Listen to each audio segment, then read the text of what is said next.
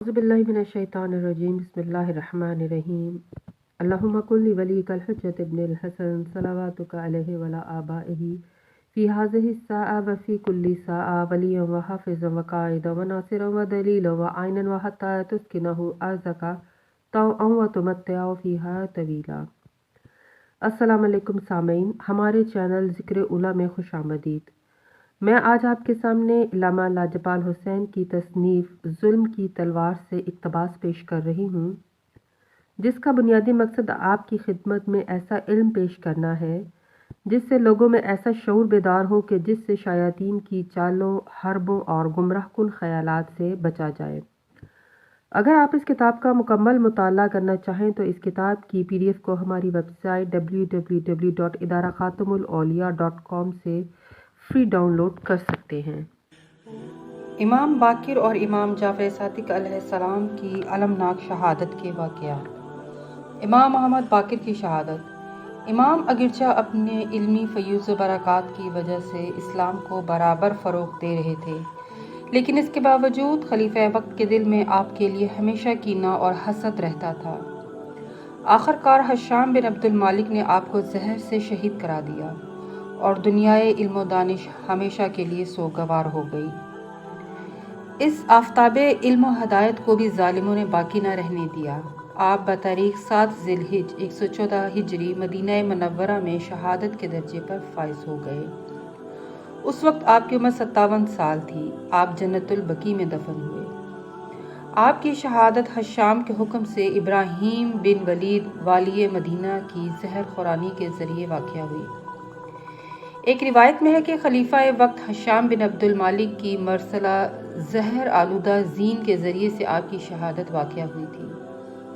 आपने शहादत से कबल इमाम जाफ़र सादिक अलैहिस्सलाम से इरशाद फरमाया, मैं आज रात इस दुनिया से कूच कर जाऊंगा, क्योंकि मैंने अपने पिदर बुजुर्गवार को ख्वाब में देखा है कि मुझे शरबत पेश कर रहे हैं, जिसे मैंने पिया मुझे ज़िंदगी जावेद और अपने दीदार की बशारत दे रहे हैं। दूसरे दिन इस आफ्ताबे इल्म दानिश के दरियाए बेकरार को जन्नतुल बकी में इमाम हसन और इमाम सज्जाद अलैहिस्सलाम के पहलू में दफन कर दिया गया। आपने बहुत सी चीज़ों के मुतालिक इमाम जाफ़र सादिक अलैहिस्सलाम से वसीयत फरमाई। आपने गुस्ल कफन के मुतालिक ख़ास तौर से हदायत की, क्योंकि इमाम राजुज़ इमाम न शवीद, इमाम को इमाम ही गुस्ल दे सकता है। इल्लामा मजलिसी फरमाते हैं कि आपने अपनी वसीयतों में ये भी कहा कि 800 दिरहम मेरी अज़ादारी और मेरे मातम पर सर्फ करना और ऐसा इंतज़ाम करना कि 10 साल तक मना में बज़माना हज मेरी मज़लूमियत का मातम किया जाए। उलमा का बयान है कि वसीयतों में ये भी था कि मेरे बंद हाय कफन कब्र में खोल देना और मेरी कब्र 4 उंगल से ज़्यादा ऊंची ना करना। जालिम और जाबिर हुकूमत ने इस कब्र पर साहिबान भी गवारा ना किया। इस कब्र मुताहर पर आज भी कोई छत नहीं है। दिन की धूप और रात की शबनम में ये कब्र मुताहर आज भी मज़लूमियत की मुजस्सम तस्वीर है। इमाम जाफ़र सादिक अलैहिस्सलाम की शहादत। इल्लामा तबरिसी लिखते हैं कि खलीफा मंसूर अब्बासी जब इमाम जाफ़र सादिक अलैहिस्सलाम की रूहानियत से आजिज़ आ गया तो उसने 100 ऐसे अफराद तलाश किए जो कुछ जानते और पहचानते ही न थे, बिल्कुल अल्लड़ और कुंदा ना तराश थे। उसने माल दौलत देकर इस अमर पर राज़ी किया कि जब इमाम जाफ़र सादिक की तरफ इशारा किया जाए तो वो उन्हें कत्ल कर दें। प्रोग्राम के मुताबिक रात के वक़्त इमाम जाफ़र सादिक को बुलाया गया। हुक्म था कि बिल्कुल तन्हा तशरीफ़ लाएं।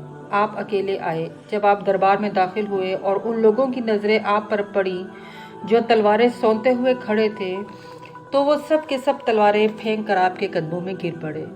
ये हाल देखकर मंसूर ने कहा, इब्ने रसूल, आप रात के वक़्त क्यों तशरीफ़ लाए?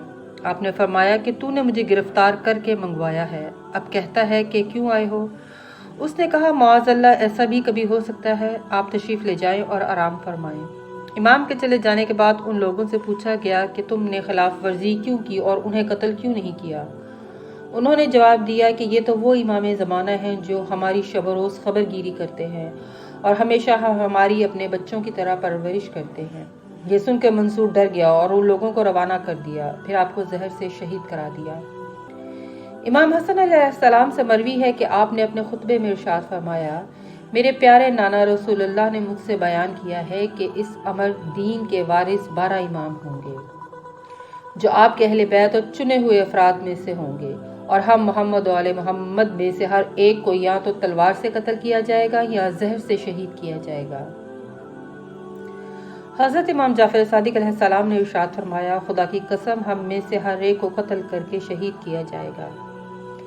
حضرت امام جعفر صادق علیہ السلام کے زہر سے شہید ہونے والوں میں ہمارے پاس 2 طرح کے دلائل موجود ہیں۔ پہلی قسم کے دلائل میں وہ عمومی احادیث شامل ہیں جو اس بات کی صراحت کرتی ہیں کہ ائمہ اہل بیت میں سے ہر ایک کو زہر سے شہید کیا جاتا ہے، جبکہ دوسری قسم میں علماء و مورخین کے بیانات اس بات پر شاہد ہیں کہ جیسا کہ ذیل میں چند علماء کے اقوال آپ کی خدمت میں پیش کرتے ہیں۔